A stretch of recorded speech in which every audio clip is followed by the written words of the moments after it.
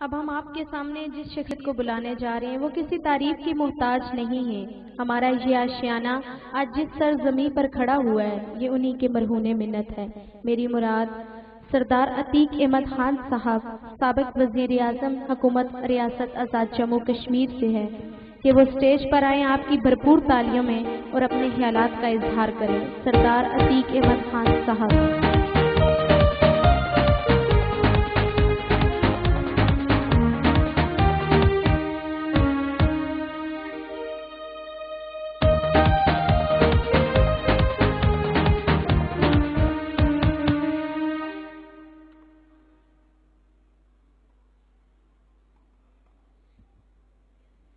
نحمد و نصلی علی رسول الکریم۔ انتہائی محترم اسپیکر قومی اسمبلی جناب اسد کیسر صاحب، میجر جنرل ماجد جہانگیر صاحب، ہماری ایک روحانی اور دینی شخصیت صوفی جمیل الرحمان صاحب، سردار فاروق سکندر صاحب، چودھری سعید صاحب، حریت رہنما الطاف احمد بٹ صاحب، اسلام آباد سے تشریف لائے ہوئے افضل بٹ صاحب، انور رضا صاحب، اور اس تقریب کے میزبان چودھری اختر صاحب، کورٹ کی انتظامیہ، سول اور فوجی افسران، طلبہ و طالبات۔ میں ہر سال کوشش کرتا ہوں کہ اگر وقت ہو تو یہاں حاضری دوں، اور چودھری صاحب شوق سے بلاتے ہیں، لیکن ہر سال مجھے تھوڑی سی شرمندگی ہوتی ہے کہ وہ جو اپنا سینس آف گریٹیٹیوڈ کنوے کرتے ہیں تو مجھے ایک وقت تک خوشی کا احساس ہوتا تھا، لیکن وقت کے ساتھ ساتھ مجھے احساس ہو رہا ہے کہ جیسے میں اس سے تھوڑا سا ایمبیرس فیل کرتا ہوں، اس لیے کہ وہ اٹھتے بیٹھتے چلتے پھرتے اس بات کا ذکر کرتے ہیں۔ میں سمجھتا ہوں کہ چودھری صاحب جو کام آپ نے کیا ہے، آپ کے ڈونرز نے کیا ہے، آپ کے سپورٹرز نے کیا ہے، آپ کے ورکرز نے کیا ہے، ہم لوگ بارہا حکومتوں میں رہنے کے باوجود اس کام کا شیر نہیں کر سکے جو چودھری اختر صاحب آپ نے کیا ہے۔ یہ بہت بڑے اعزاز کی بات ہے۔ یتیم بچوں کی سرپرستی، ان کی معاونت، ان کی حوصلہ افزائی، ان کی داد رسی، ان کے سر پہ دست شفقت رکھنا، یہ ایسی بات ہے، یہ دنیا کا واحد طبقہ ہے جو نسبت رسولی رکھتا ہے، جس کی براہ راست نسبت رسول اللہ صلی اللہ علیہ وسلم کے ساتھ ہے۔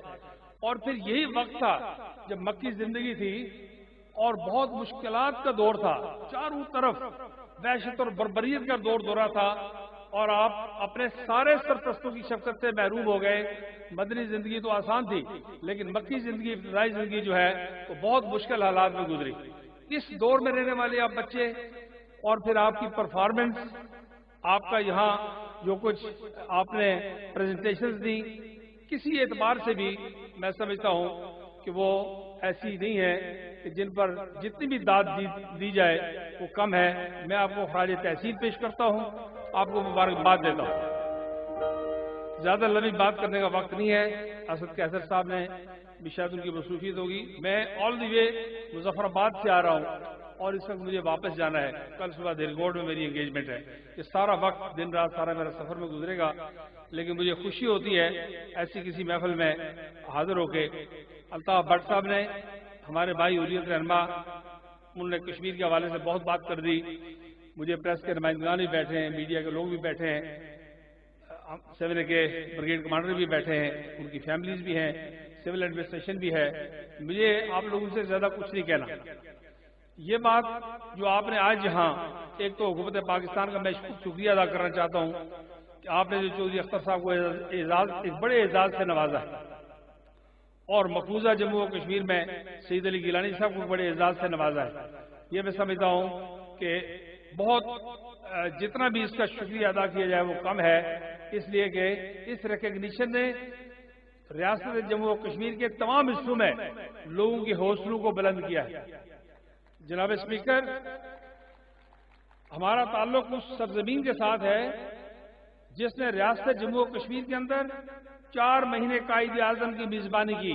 4 مہینے قائد اعظم ہمارے مہمان رہے سری نگر میں، اور جب واپس آنے لگے تو تو اس وقت انہوں نے مسلم کانفرنس کو اپنی نمائندہ تنظیم کہا، اور پھر اس مسلم کانفرنس میں پاکستان بننے سے 23 دن پہلے قرارداد علاقے پاکستان ایسے وقت میں منظور کی جب ریاست کی 21 مسلمان نمائندے ہمارے ساتھ بیٹھے ہوئے تھے، اور ہم نے پاکستان بننے سے پہلے اپنی تقدیر کو پاکستان کے ساتھ وابستہ کیا۔